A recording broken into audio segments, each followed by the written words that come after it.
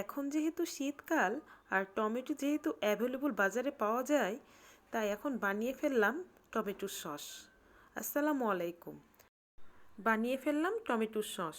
এজন্য আমি প্রায় 5 কেজি টমেটো পরিষ্কার করে কেটে নিয়ে তাতে লবণ দিয়ে সিদ্ধ হওয়ার জন্য চুলায় দিয়ে দিয়েছি। এখানে কোনো পানি দিইনি আমি। দেখুন কত পানি ছেড়েছে। এভাবে মাঝে মধ্যে নেড়ে দিতে হবে। যেহেতু পানি দিই নাই, সেহেতু এখানে তলে লেগে যাওয়ার সম্ভাবনা রয়েছে। এবার অন্য একটি পাত্রে কিছুটা শুকনা মরিচ ও কিছুটা জিরা টেলে নিয়ে শিলপাটায় আমি গুঁড়ো করে নেব।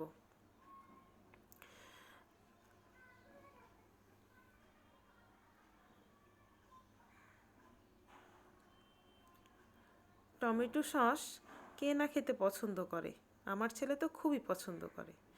দেখুন এখানে সিদ্ধ হওয়ার পর আমি চুলাটা বন্ধ করে দিয়েছি। এ অবস্থায় আমি এখানে 1 চা চামচ রসুন বাটা ও 1 চা চামচ আদা বাটা অ্যাড করে দেব। এবার আমার কাছে এটাকে আমাদের গ্রামীণ ভাষায় ঘুটনি বলে থাকি, এই ঘুটনির সাহায্যে মিক্স করে দেব। এবার একটি স্টিলের স্ট্রেনারের সাহায্যে এবার মিক্স টমেটোটাকে ছেঁকে নেব। এই যে দেখুন আমি আস্তে আস্তে ঘুটনির মাধ্যমে ছেঁকে নিচ্ছি। দেখুন কতটুক টমেটোর চোকা বের হয়েছে। আমার ছেঁকে নেওয়া হয়ে গেলে দিয়ে দিব চিনি। আমি এখানে 5 কেজি টমেটো যেহেতু নিয়েছি, তাই 250 গ্রাম চিনি দিয়েছি। এবার ভেজে রাখা শুকনো মরিচ ও জিরা শিলপাটায় বেটে গুঁড়ো করে দিয়ে দিব। ভালো মতো মিক্স করে নেব।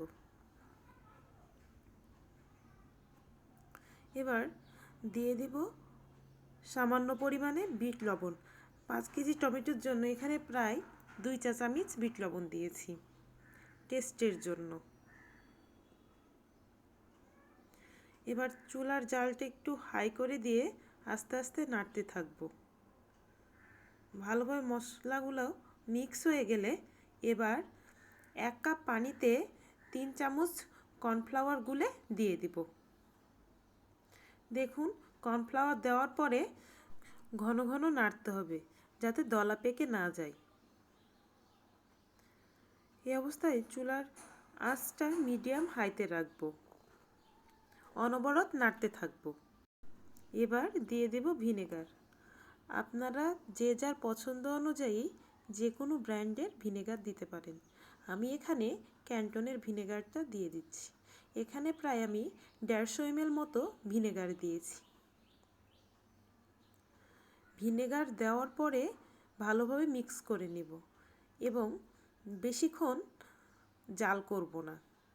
2 থেকে 5 মিনিট মতো জাল করে নামিয়ে ফেলব। এবার একটি পাত্রে সস নিয়ে চেক করে দেখব আমার সসটা রেডি হয়েছে কিনা। দেখুন সসটা কিন্তু চারিদিকে ছড়িয়ে যাচ্ছে না, সমানভাবে গড়তেছে। এই অবস্থায় বুঝবেন যে আপনার সস রেডি হয়ে গেছে। এবার চুলাটা বন্ধ করে দেব। দেখুন আমার সসের কত সুন্দর কালার এসেছে। আমার রান্না যদি আপনাদের ভালো লেগে থাকে তাহলে অবশ্যই লাইক করে দেবেন এবং সাবস্ক্রাইব করে দেবেন।